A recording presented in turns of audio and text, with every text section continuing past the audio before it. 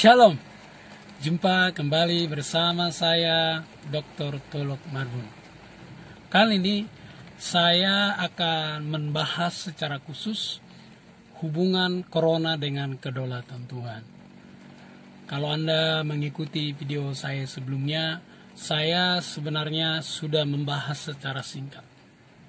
Kali ini saya akan membahas lebih dalam lagi, karena bagi saya ini adalah salah satu cara yang bisa menguatkan kita, memotivasi kita lebih dekat kepada Tuhan, lebih mengasihi Tuhan, dan bisa melihat corona ini dari sudut pandang kedaulatan Allah, sehingga kita tidak perlu terlalu ketakutan ataupun terlalu cemas. Bukan berarti kita tidak perlu berjaga-jaga atau waspada.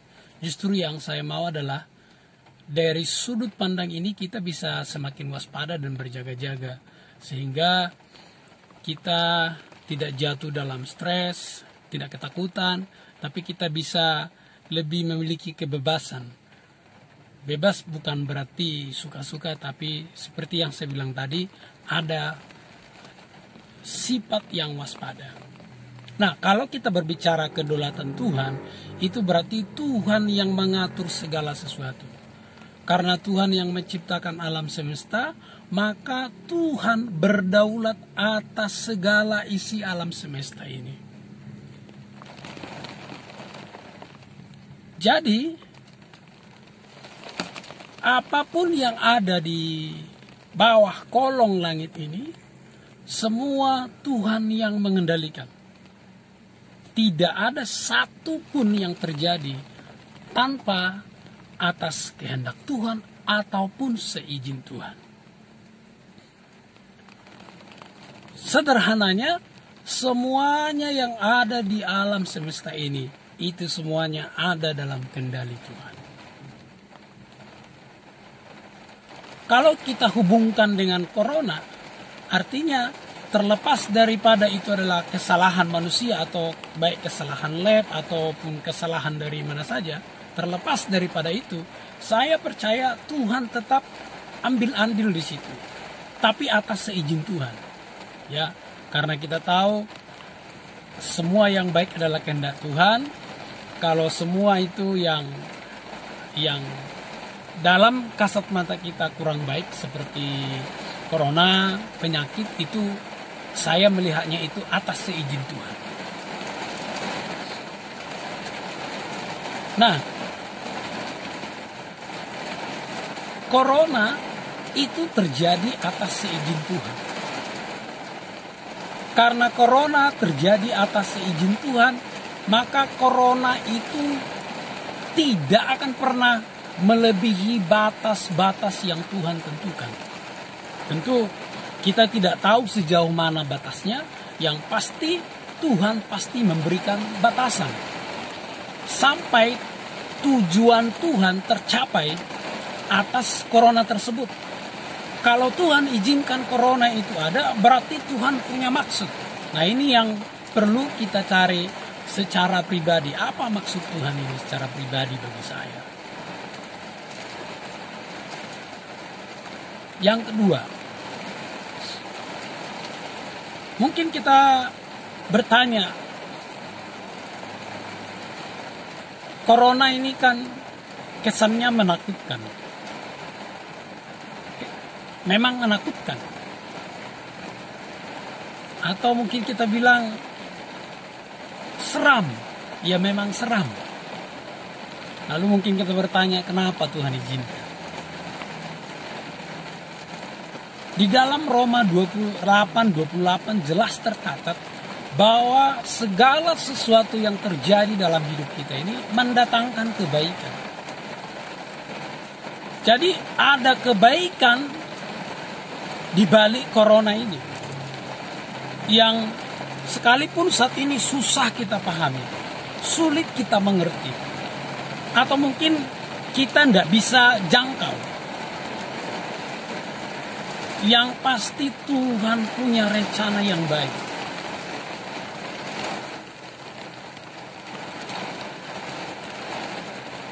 kebaikan Tuhan itu kadang-kadang tidak sama seperti persepsi kita. Kadang-kadang kita tidak bisa mengerti saat ini. Setelah kita jalani, baru kita bisa mengerti. Saya selalu punya prinsip bahwa apapun yang terjadi dalam hidup ini, semua atas kehendak atau izin Tuhan, itu berdasarkan kasih-Nya. Berdasarkan kasih-Nya. Alkitab mencatat orang yang dikasihi Tuhan ditegur dan dihajar. Bisa saja selama ini kita umat Tuhan sudah ditegur lewat khotbah atau lewat firman Tuhan atau lewat siapa saja, kita kurang memperhatikan.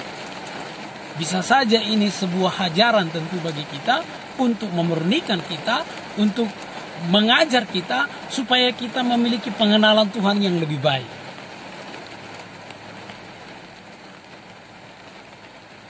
Jadi saudara-saudara yang kekasih dalam nama Tuhan Yesus, saya lebih memilih ini atas seizin Tuhan karena Dia mengasihi kita. Tentu kasih Tuhan itu pun kita nggak bisa batasi dengan pemahaman kita sendiri. Kita tahu umat Israel adalah umat pilihan Tuhan. Mereka pun pernah Tuhan buang, bahkan dihajar. Tujuannya semuanya untuk memurnikan umat-umatnya. Kalau saya melihat corona ini dari sudut pandang kedaulatan Allah, ini mendatangkan kebaikan bagi orang-orang percaya. Seperti yang saya sebut sebelumnya, ini adalah kesempatan kita mempraktekkan kita, iman kita, bagaimana kita hidup aman dalam perlindungan Tuhan, bagaimana kita hidup dalam damai sejahtera yang Tuhan Yesus berikan, yang tidak sama seperti yang diberikan oleh dunia ini. Jadi sekali lagi saya bilang, ini kesempatan kita mempraktekkan iman kita, bagaimana kita hidup aman dalam perlindungan Tuhan, bagaimana kita merasakan damai sejahtera yang Tuhan berikan di tengah pandemi yang seperti ini. Saudaraku yang kekasih dalam nama Tuhan Yesus, kalau tadi saya sebut corona itu terjadi atas seizin Tuhan, itu berdasarkan kasih-Nya. Yang ketiga itu adalah berdasarkan pertimbangannya yang paling bijak dan paling kudus. Tuhan itu selalu mengambil keputusan sesuai dengan kebijaksanaannya dan kekudusannya. Artinya karakter Tuhan itu tidak bertentangan satu sama lain. Jadi seirama. Tuhan tahu apa yang terbaik bagi kita. Sekalipun kesannya ini menakutkan, sekalipun kesannya ini sepertinya bukan yang terbaik. Tetapi kalau kita mau melihat dari sudut pandang Tuhan, ini adalah keputusan Tuhan yang paling bijaksana. Saudara bisa melihat ada transformasi, ada banyak orang yang kembali kepada Tuhan, mencari Tuhan. Seperti kita lihat kemarin Amerika, mereka mengaku kepada Tuhan. Brazil membuat statement bahwa Brazil adalah milik Tuhan. Kemudian kita lihat Italia, mereka mencari Tuhan. Ini yang kita bisa lihat. Ada sisi lain yang menurut saya yang harus kita perhatikan. Jadi saudara yang kekasih dalam nama Tuhan Yesus, Tuhan izinkan corona berdasarkan pertimbangannya yang paling bijaksana dan yang paling kudus. Saudara yang kekasih dalam nama Tuhan Yesus, saya termotivasi berbagi ini, menyampaikan ini, karena ini yang saya alami. Saya lebih free, saya lebih nyaman, saya lebih tenang. Bukan berarti saya mengabaikan bahayanya corona itu. Saya waspada dan berjaga-jaga.